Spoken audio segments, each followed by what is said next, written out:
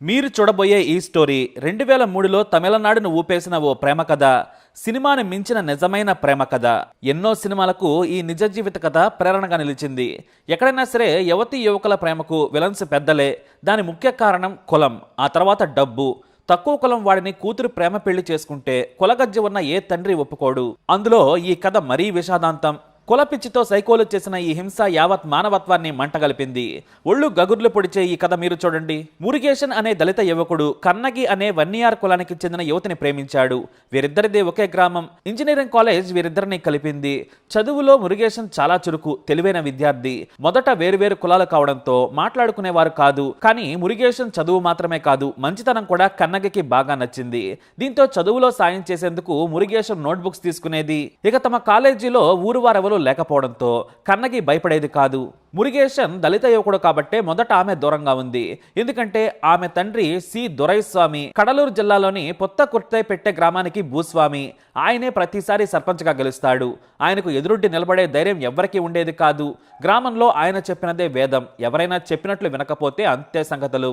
వారిని వేధించేవాడు. దీంతో కన్నగి తండ్రి అంటే హడలైపోయేది. ఇక ఆయన పెద్ద కొడుకు మరుదు పాండ్యన్ ఓ రాక్షసుడు. ఊళ్ళో తనకు నచ్చిన అమ్మాయితో ఎంజాయ్ చేసేవాడు.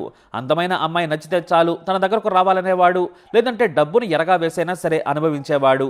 గ్రామంలో వారికి ఎదురే లేదు. ఇక దళితులైతే దొరైస్వామిని చూస్తే ఎదురుగా కూడా రావడానికి ధైర్యం చేయరు. ఆయన వెళ్లిపోయే వరకు ఓ పక్కన నిలబడి దండం పెట్టాలంతే. అంతటి శక్తివంతుడు ఈ దొరైస్వామి. కానీ కాలేజీలో ఉండగానే మురుగేషన్ ఇష్టపడింది కన్నగి. మొదట మురుగేషన్ భయపడినా ఆ తర్వాత ప్రేమించాడు. ఇద్దరు రహస్యంగా ప్రేమించుకుంటున్నారు. చెన్నైలో తమకు నచ్చినట్లుగా కలిసి బ్రతికారు.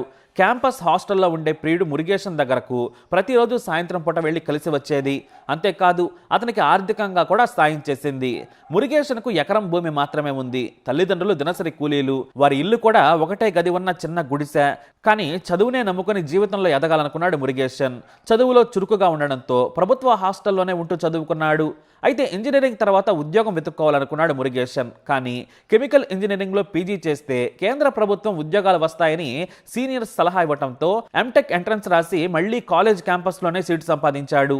ఇక ఒకే గ్రామమైనా సరే కన్నగిని కన్నెత్తి చూడటానికి కూడా ఛాన్స్ ఉండేది కాదు. దళితుడు కావడం వలన మురుగేషన్ అసలు దొర ఇంటి వైపు వెళ్లాలంటేనే భయపడేవాడు.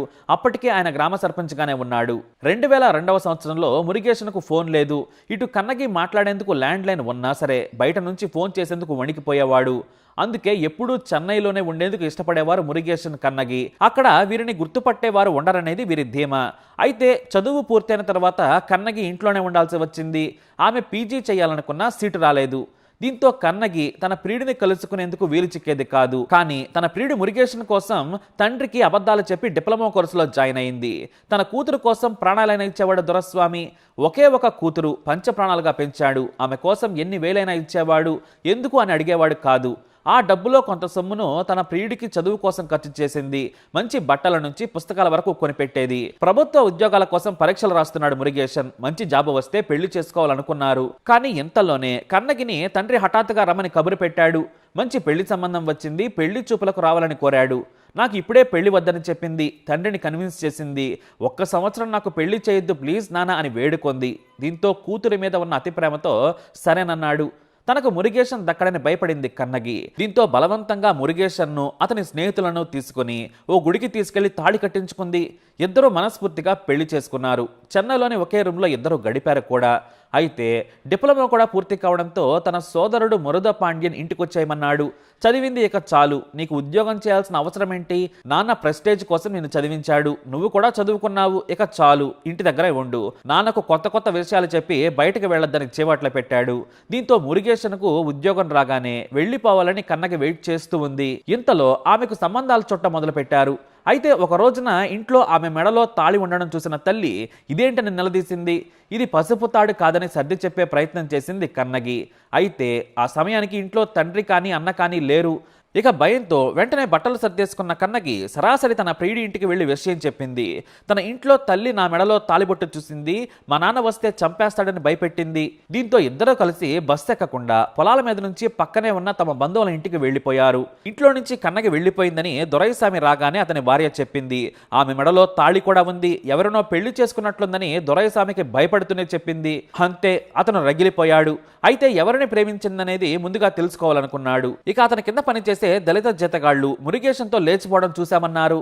అగ్రకులానికి చెందిన తన కూతురుని ముట్టుకోవడానికి కాదు కదా, చూడటానికి కూడా భయపడే దళితుడిని చేసుకుందా అని దొరైస్వామి ఇంకా కోపంతో ఉద్రిక్తుడైపోయాడు. తన పరువులు తీసిందని కోపడ్డాడు. ప్రాణంగా ప్రేమించిన కూతురును లేపుకెళ్లాడని పగ పెంచేసుకున్నాడు. అంతేకాదు, దళితుడిని తాకిన కన్నగి తన కూతురే కాదన్నాడు. వెంటనే మనుషులను పంపించి మురుగేశన్ తల్లిదండ్రులను ఇంటికి పిలిపించాడు. అయితే మురుగేశన్కు ఓ చెల్లెలు కూడా ఉంది. మురుగేశన్ తండ్రి తన కూతురును తెలివిగా బంధువుల ఇంటికి ముందే పంపించేశాడు. లేదంటే ఎంతకైనా దొర కొడుకు తెగిస్తాడని వారికి బాగా తెలుసు. ఇక దొరైస్వామి దగ్గరికి మురుగేశన్ తల్లిదండ్రులను తీసుకువెళ్లారు. తమకేమీ తెలియదు దొర అంటూ దొరైస్వామి కాళ్ల మీద పడ్డాడు మురుగేశన్ తల్లిదండ్రులు. కానీ వారిని తన మనుషుల చేత కర్రలతో విచక్షణ రహితంగా కొట్టించాడు దొరైస్వామి.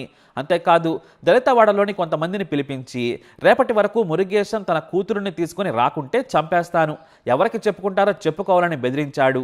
అంతేకాదు, దొరైస్వామి కొడుకు తన మనుషులతో కలిసి వెతకడం మొదలుపెట్టాడు.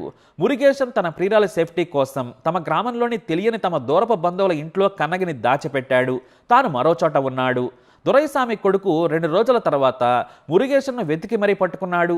అతన్ని తీసుకొచ్చి గ్రామ పంచాయతీ ఆఫీసు ముందు ఊరు మొత్తాన్ని పిలిచి కరెంటు స్తంభానికి తలకిందులుగా వేలాడదీశాడు. ఆ తర్వాత అతని కొడుకు దొరైస్వామి బంధువులు కలిసి విచక్షణ రహితంగా కొట్టారు. కన్నగి ఆచూకీ చెప్పబోతే చంపేస్తామని బెదిరించారు. ఆ దెబ్బలకి తాళలేక కన్నగి ఆచూకీ చెప్పాడు మురుగేశన్. వెంటనే తన మనుషులతో వెళ్లిన దొరైస్వామి కొడుకు కన్నగిని లాక్కొచ్చాడు. దళితుడిని పెళ్లి చేసుకుని వాడితో గడిపిన తన కూతురు నాకు అక్కర్లేదు అని ప్రకటించేశాడు దొరైస్వామి. తక్కువ కులం వాడిని చేసుకున్నందుకు ఆమె కూడా అదే జాతిలో చేరిపోయింది. నేను ఆమెను ముట్టుకోనన్నాడు. ఊరంతా చూస్తుండగా ఇద్దరు ప్రేమికులను విచక్షణ రహితంగా కొడుతూనే ఉన్నారు. అయితే ఈలోపు దొరైస్వామి సోదరుడు పంటకు వేసే విష పదార్థాన్ని తీసుకొచ్చి తాగించమని చెప్పాడు. ఇలా చేస్తేనే వీరికి బుద్ధొస్తుంది, ఎవడైనా సరే మన వైపు చూడాలంటేనే భయపడిపోవాలన్నాడు. అయితే కొంతమంది దళితులు పోలీస్ స్టేషన్కు వెళ్లి సాయం చేయాలని కోరినా ఎవ్వరూ రాలేదు.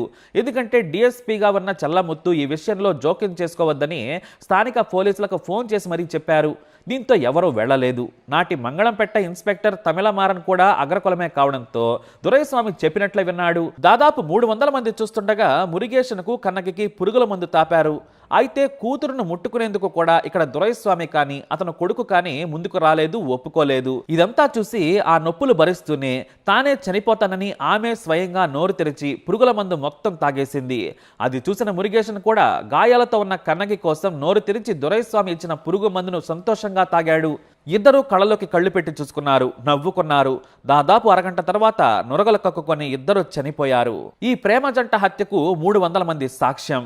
మురుగేశన్ కన్నగి చనిపోయిన తర్వాత వారి మృతదేహాలను ఊరి చివర కిరోసిన్ పోసి నిప్పంటించరమ్మని దొరైస్వామి చెప్పి ఇంటికెళ్లిపోయాడు. ఆ తర్వాత దొరైస్వామి కొడుకు అతని దగ్గర పనిచేసే దళితులైన ఈఎస్వామి గుణశేఖర్లే వీరి మృతదేహాలను కాల్చాలి, మేము దళితుల శవాలను కూడా ముట్టుకోము, మేము చెప్పినట్లు వినకపోతే దళితవాడ తగలబెడతామని బెదిరించిపోయాడు. దీంతో ఈఎస్వామి గుణశేఖర్లే మృతదేహాలను కాల్చేశారు. ఈ ఘటన తర్వాత దళితులంతా ఏకమయ్యారు. దొరైస్వామి ఇంటి మీదకు దాడికి వచ్చారు. కానీ అతని మనుషుల బలం ముందు వారి ధైర్యం ఏమాత్రం సరిపోలేదు. అప్పుడు వచ్చారు డిఎస్పీ ఎస్ఐ. వారిని పిలిపించి ఈ దళితులను బెదిరించాడు దొరైస్వామి. ఈ అమానుష ఘటనను స్థానికులు దళిత సంఘాల నాయకుల దృష్టికి తీసుకెళ్లడంతో వాళ్ళు మీడియాని పిలిపించి చెప్పారు. అంతేకాదు, దళితులు కేసు పెట్టిన డిఎస్పీ ఎస్ఐ పట్టించుకోలేదని చెప్పడంతో ఈ వార్త పత్రికల్లో ప్రముఖంగా వచ్చింది. దళితుడిని ప్రేమించినందుకు ఇలా దారుణంగా కొట్టి చంపుతారా అంటూ రాష్ట్ర వ్యాప్తంగా నిరసనలు మొదలయ్యాయి. ఎస్సీ ఎస్టీ బీసీ సంఘాల నేతలు ధర్నాలు చేశారు. కులగజ్జితో కళ్లు మూసుకుపోయిన ఇలాంటి వారిని ఉరితీయాలని నినందించారు. దీంతో నాటి సీఎం జయలలిత ఈ కేసును సిబిఐకి అప్పగించారు. పకడ్బందీగా విచారణ జరిపిన సిబిఐ మొత్తం 13 మందిని నిందితులుగా తేల్చింది.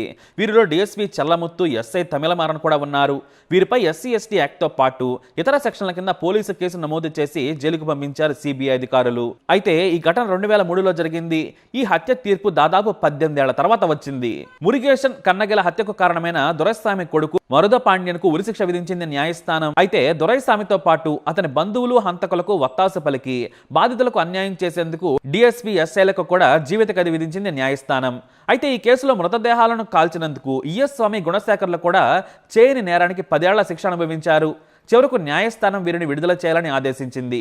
ఈ సంచలన తీర్పు కులగజ్జి వారికి చంపపెట్టని సిబిఐ వ్యాఖ్యానించింది. మరి ఈ అహంకార కుల హత్యలపై మీ అభిప్రాయాన్ని కమెంట్ ద్వారా తెలియజేయండి. మరి ఇలాంటి కేసెస్ గురించి స్టడీ చేయాలనుకుంటే తప్పకుండా వీడియోని లైక్ చేయండి, షేర్ చేయండి, మా ఛానల్ని సబ్స్క్రైబ్ చేసుకోండి.